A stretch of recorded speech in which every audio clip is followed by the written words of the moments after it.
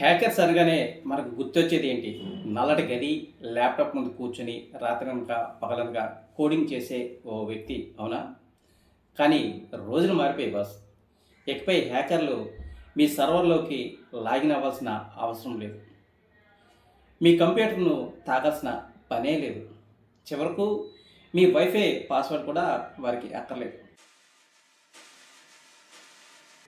కేవలం ఒకే ఒక సాధారణ బ్యాక్ ప్యాక్, అందులో మార్కెట్లో దొరికే ఒక చిన్న యాంటీనా, వీటితో పాటు ఒక వ్యక్తి మీ ఆఫీస్ కారిడార్లో నడుచుకుంటూ వెళ్తే చాలు, అవతల వైపు కాంక్రీట్ గోడల వెనుక ఉన్న మీ అత్యంత ఖరీదైన ఆర్టిఫిషియల్ ఇంటెలిజెన్సీ మోడల్ డిజైన్ మొత్తం దొంగలించబడుతుంది. వినడానికి ఏదో హాలీవుడ్ సైన్స్ ఫిక్షన్ సినిమాలాగా ఉందా? కానీ ఇది అక్షరాల నిజం. సైబర్ సెక్యూరిటీ ప్రపంచాన్ని వణికించిన ఈ సరికొత్త హ్యాకింగ్ టెక్నిక్ పేరే మోడల్ స్పై. ఇటీవల జరిగిన ప్రతిష్టాత్మక ఎన్డిఎస్ఎస్ 2026 సైబర్ సెక్యూరిటీ సదస్సులో పరిశోధకులు ప్రపంచానికి ఒక షాకింగ్ నిజంపై చర్చించారు. సౌత్ కొరియాకు చెందిన ప్రతిష్టాత్మక కైస్ట్ విశ్వవిద్యాలయం ప్రొఫెసర్ హన్జా నేతృత్వంలోని ఒక అంతర్జాతీయ పరిశోధకుల బృందం ఈ కొత్త లూప్ హోల్ను కనిపెట్టింది. దీనికి గాను వారికి డిస్టింగ్విష్ పేపర్ అవార్డు కూడా దక్కింది. ఇంతకీ సాఫ్ట్వేర్ లేకుండా వైరస్లు పంపకుండా ఒక ఏఏ సర్వర్ను ఎలా హ్యాక్ చేయవచ్చో తెలుసా? ఇక్కడే సైన్స్లోని ఒక అద్భుతమైన, అదే సమయంలో ఒక భయంకరమైన లూప్ హోల్ దాగి ఉంది. ఈ టెక్నిక్ను సైబర్ సెక్యూరిటీ భాషలో సైడ్ ఛానల్ ఎలక్ట్రోమాగ్నెటిక్ అటాక్ అని అంటారు. సాధారణంగా చాట్‌జీపీటీ, మిడ్ జర్నీ లేదా ఏదైనా ఒక పెద్ద ఏఏ నెట్వర్క్ రన్ అవ్వాలంటే వెనుక భారీ కంప్యూటర్లు, వాటిలో పవర్ఫుల్ గ్రాఫిక్స్ ప్రాసెసింగ్ యూనిట్లు రన్ అవ్వాలి. ఈ జీపీయూలు భారీ ఎత్తున డేటాను ప్రాసెస్ చేస్తున్నప్పుడు వాటి లోపల విద్యుత్ ప్రవాహం చాలా వేగంగా మారుతూ ఉంటుంది. ఇక కరెంటు ప్రవహిస్తున్నప్పుడు ఆ చిప్స్ నుంచి మన కంటికి కనబడని సూక్ష్మమైన విద్యుదయస్కాంత తరంగాలు రేడియో తరంగాల రూపంలో బయటికి లీక్ అవుతూ ఉంటాయి. ఇక్కడే హ్యాకర్లు రంగంలోకి దిగుతారు. దీనికోసం వారు కోట్లాది రూపాయలు ల్యాబ్లు అక్కర్లేదు. మార్కెట్లో అందరికీ దొరికే ఒక చిన్న సాధారణ 5GS2 యాంటీనా, ఒక ఎలక్ట్రోమాగ్నెటిక్ రిసీవర్ను ఒక 20 లీటర్ల చిన్న బ్యాక్ ప్యాక్లో పెట్టుకుంటారు. ట్విస్ట్ ఏంటంటే ఈ యాంటీనా సర్వర్ను తాకాల్సిన అవసరం లేదు.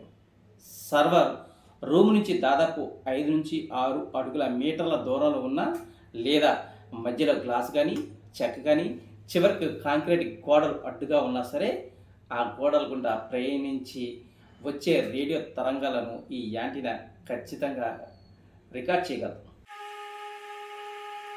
మీరు అడగవచ్చు, కేవలం వచ్చే రేడియో సిగ్నల్స్ లేదా నాయిస్తో ఏ మోడల్ను ఎలా కాపీ కొడతారు? ఇక్కడే పరిశోధకులు ఏఏతోని ఏఏనే దెబ్బ కొట్టే సరికొత్త పద్ధతిని వాడారు. నిజానికి ఏ మోడల్ అయినా వందలాది పొరలుగా పనిచేస్తుంది. ఒక్కో లేయరు రన్ అవుతున్నప్పుడు అది జీపీయూ యొక్క మెమరీని ఒక పద్ధతిలో వాడుకుంటుంది.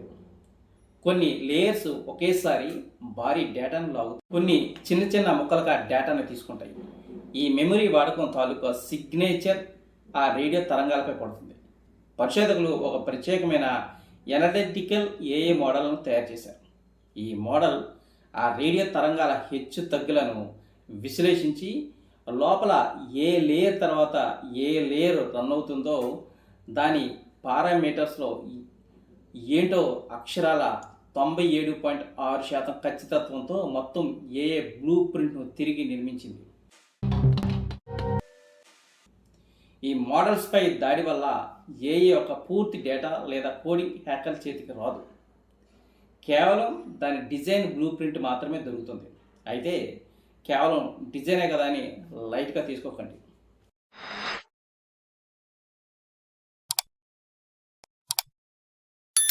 ఒక కోడింగ్ లేదా ఏ మోడల్ను తయారు చేయడానికి కంపెనీలు $1 మిలియన్ ఖర్చు చేస్తుంది. అంతేకాదు, ఎంతో రీసెర్చ్ కూడా చేస్తారు. ఆ బ్లూ ప్రింట్ చేతికి దొరికితే హ్యాకర్లు ఎంతటి విధ్వంసం సృష్టించవచ్చో ఇప్పుడు ఒకసారి చూద్దాం. సరోగట్ మోడల్.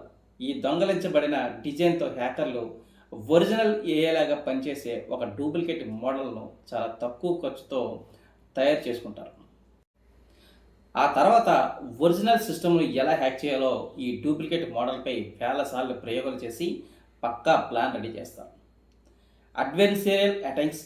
ఉదాహరణకు ఒక సెల్ఫ్ డ్రైవింగ్ కారు రోడ్డుపై వెళ్తుంది అనుకుందాం. రోడ్డు పక్కన ఉండే స్టాప్ బోర్డుని చూసి కారు ఆగాలి. కానీ హ్యాకర్లు ఆ ఏఏ డిజైన్ను ముందే కాపీ కొట్టడం వల్ల ఆ సైన్ బోర్డుపై ఉన్న చిన్న టేప్ ముక్కను లేదా పెయింట్ వేస్తే చాలు, కారులోని ఏఏ దాని స్పీడ్ పెంచమని బోర్డుగా తప్పుగా అర్థం చేసుకునేలా మోసం చేయవచ్చు. అది ఎంతటి ఘోర ప్రమాదాలకు దారితీస్తుందో మీరే ఊహించుకోండి. ఇక వ్యక్తిగత డేటా లీక్. పెద్ద పెద్ద హాస్పిటల్లో రోగులు డేటాను విశ్లేషించడానికి ఏఐని వాడతారు.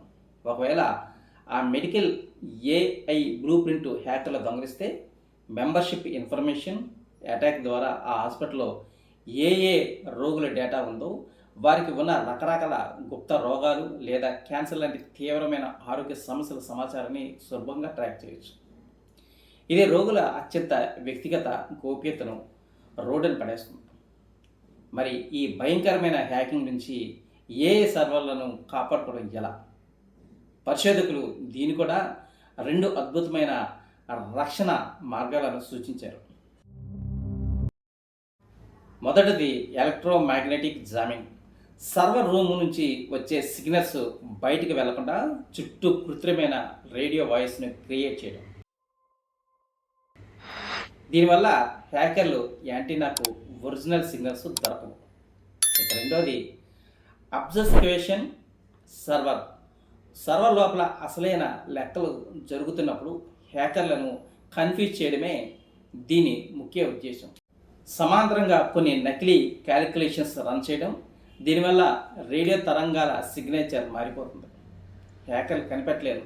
చివరిగా ప్రొఫెసర్ హాన్ చెప్పినట్లుగా ఇక ఏఐకి సెక్యూరిటీ అంటే కేవలం బలమైన పాస్వర్డ్లు, సాఫ్ట్వేర్ ఫైర్వాల్స్ మాత్రమే కాదు, ఆ సర్వర్లపై ఉన్న భౌతిక వాతావరణాన్ని కూడా కాపాడుకోవడం ఎంతో ముఖ్యమని ఆయన స్పష్టం చేశారు.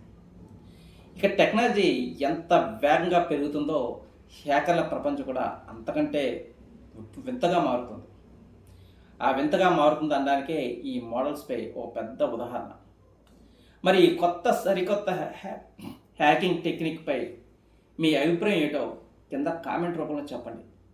ఈ వీడియో నచ్చితే వెంటనే లైక్ చేసి ఇలాంటి మరిన్ని interesting science and technology updates కోసం వేణు ట్రూత్ ఛానల్ను సబ్స్క్రైబ్ చేసుకోండి.